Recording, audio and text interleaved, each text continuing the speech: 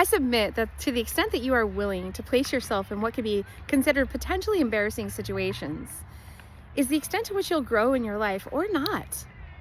I was just having this conversation with someone recently about embarrassing situations. And really, I would say embarrassing is a very subjective term, because one person's embarrassing is another person's norm, or another person's pure pleasure, so you just never know.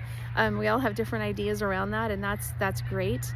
But truly, if you are an individual who is in any way, shape, or form hiding, and you're holding back because you look at a situation, maybe it's something, particularly if it's something you want to do, and it's something that really matters to you, but you think, that's too embarrassing, or the new word, cringe, whatever. Same thing. That's not an empowering place to be. So I really want to encourage you. I did a video, I don't know, maybe a month or so ago, called Criticism Equals Cash. And I really believe that the more you're willing to put yourself in a situation where you are willing to receive any and all criticism, the more you're willing to do that, the more you are simply placing yourself underneath this, if you could imagine like a fountain or a waterfall,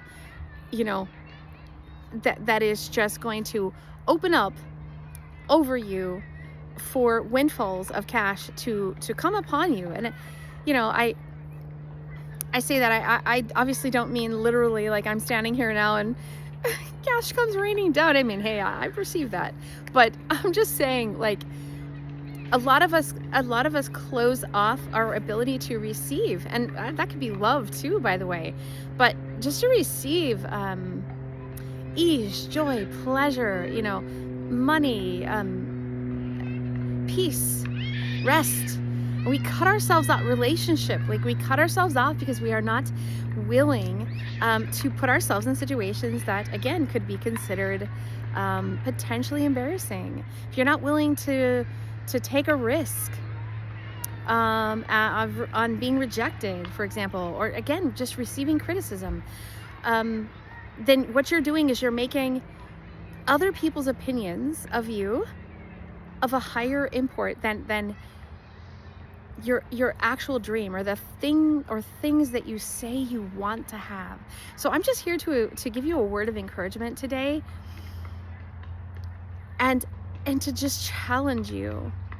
Isolate one thing for as for the rest of this year that you would really like to do or accomplish before the year is over, or at least maybe having begun that process, whatever the thing is, and isolate one thing and ask yourself all the reasons why you haven't started it yet. And if there's anywhere in there where it's a potential fear of criticism coming from any angle, I just want to encourage you to take that.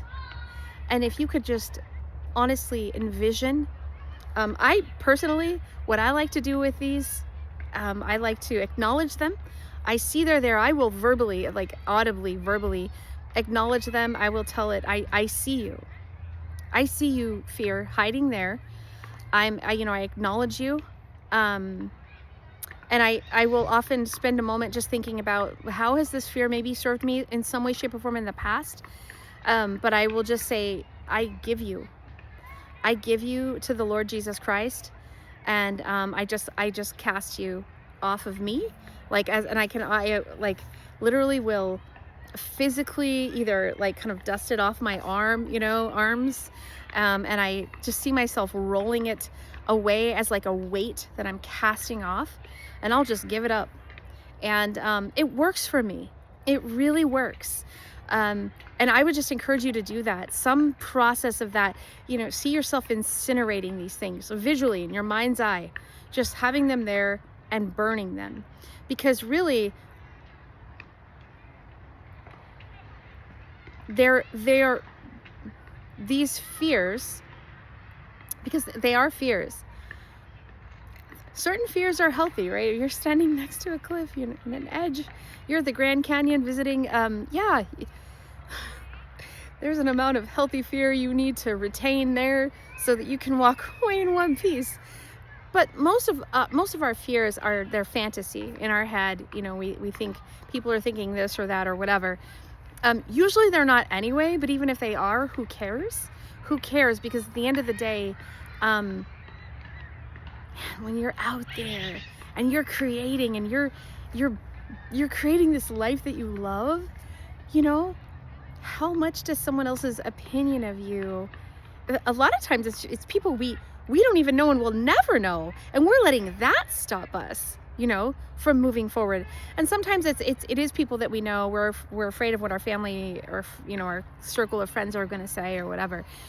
But I think the rule applies across the board anyway. But I would just encourage you, isolate one thing, and identify and be honest with yourself.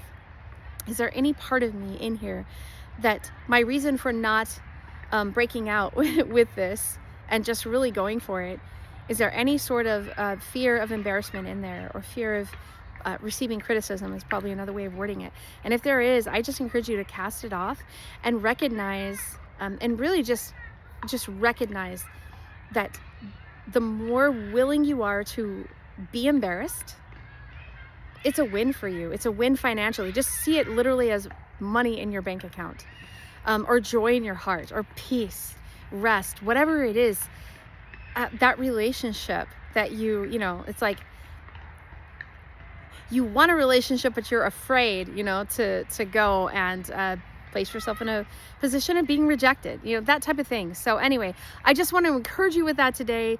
Know that I am here on this channel. If you watch this, I believe that you were drawn here by God. And so I just want you to know, I pray for all of the people who watch my channel. So I'm praying for you in your life, and that the favor of God would be made manifest to you as a direct result of having received something here. So I pray that God will